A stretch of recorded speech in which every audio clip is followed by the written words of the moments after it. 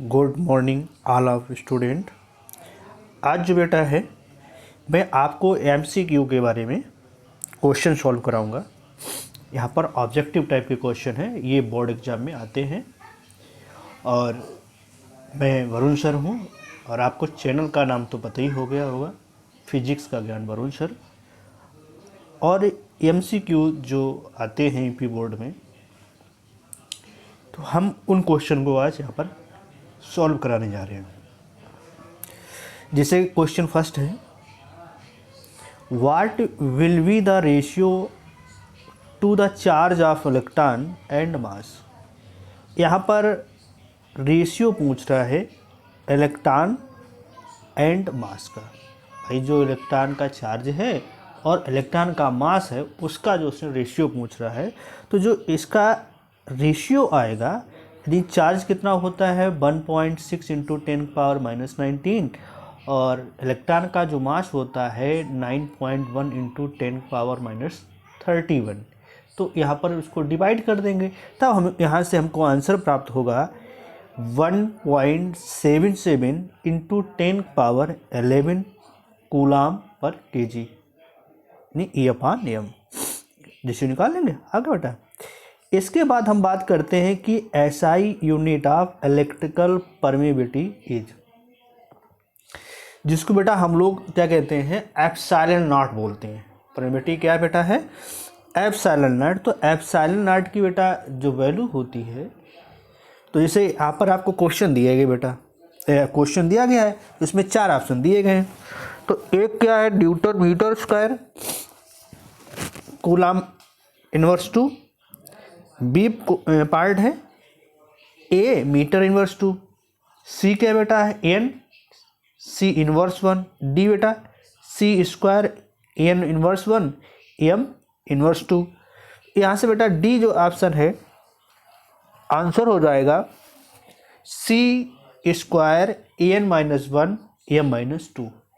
वैसे epsilon not की जो वैल्यू होती है 8.85 इंटू 10⁻⁻12 और यूनिट क्या होती, कूलाम स्क्वायर पर न्यूटन मीटर स्क्वायर। यहाँ पर क्या है, न्यूटन पर मीटर स्क्वायर को ऊपर कर दिया, तो यहाँ पर इसलिए इन्वर्स साइन यहाँ पर आ गया है। यहाँ पर कहते हैं कि ए charge of Q is placed at the centre of the line. जैसे चार्ज है प्लेस्ड किया गया, जो लाइन कह रहा है joining two equal charges, capital Q दो हैं चार्जेस, लाइन ज्वाइन कर रहे हैं। तो यहाँ पर कह रहा है कि the system of 3 charges will be in equilibrium if Q is equal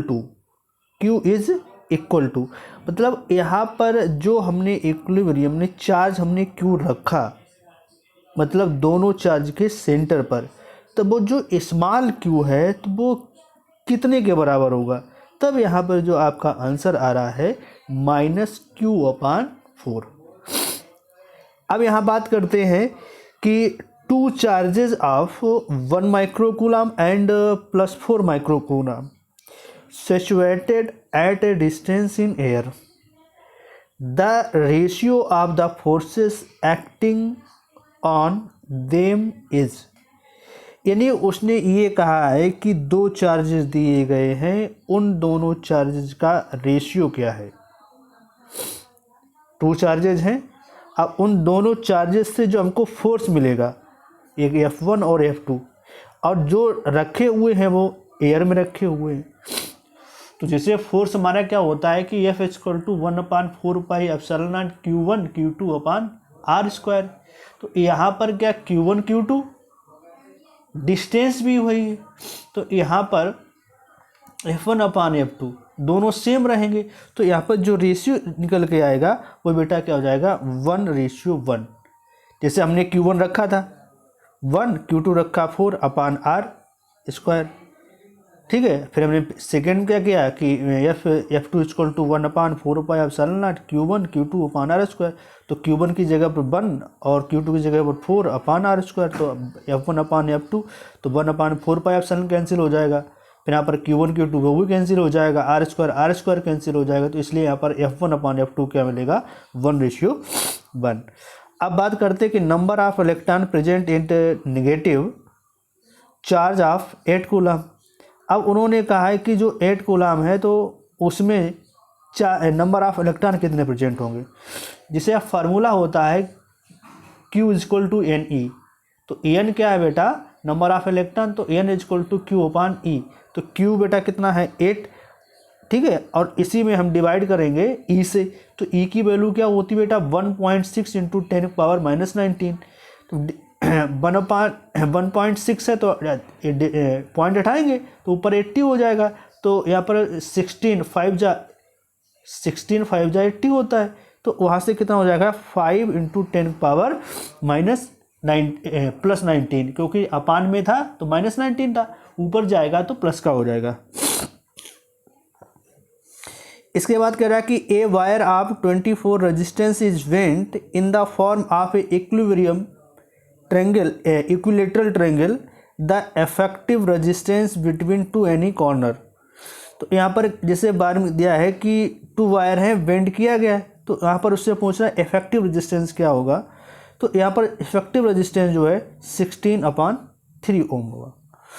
अब जैसे कह रहा है कि the opposite corners of A square carry cube charge each and the other 2 positive corner of the same square carry Q charge each if the resultant force on Q is 0 then capital Q upon Q is equal to, यहाँ पर answer आपका क्या आएगा बेटा, क्या हो जाएगा कि -1/√2 नहीं, -2√2 नहीं, तो -2√2, यस, बी ऑप्शन यहाँ पर होगा।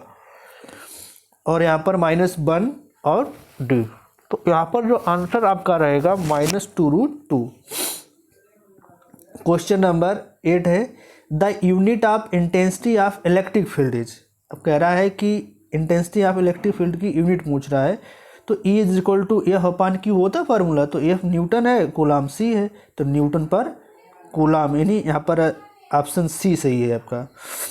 Which of one following is not a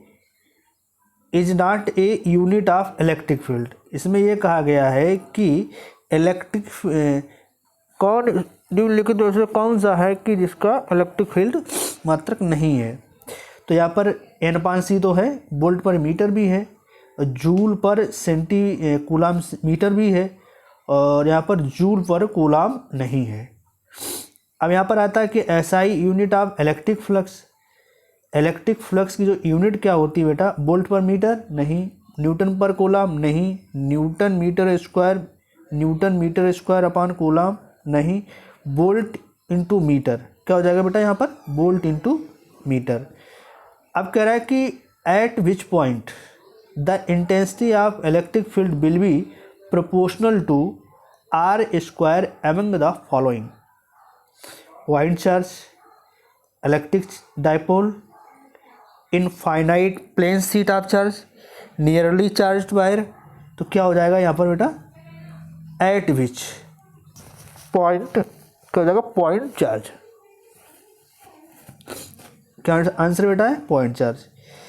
in an electric field E the torque acting on a dipole moment P is, तो टाउ इक्वल टू बेटा आप क्या पढ़ते हैं, tau equal to P sin theta. अगर उसको वेक्टर फॉर्म में लिखेंगे tau vector is equal to P vector cross E vector, तो यहाँ से आंसर क्या हो जाएगा बेटा B, P vector cross E vector.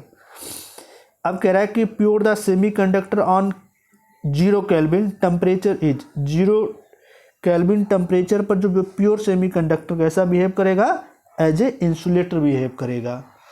तो बेटा इसी तरीके से हम MCQ क्वेश्चन लाया करेंगे और MCQ क्वेश्चन भी आपको सॉल्व कराएंगे धीरे धीरे, जिससे आपके ये बोर्ड के क्वेश्चन होंगे। इसके बाद धीरे धीरे IIT मेन के भी क्वेश्चन हम लाएंगे चैप्टर बाय चैप्टर, अभी इसमें टाइम लगेगा।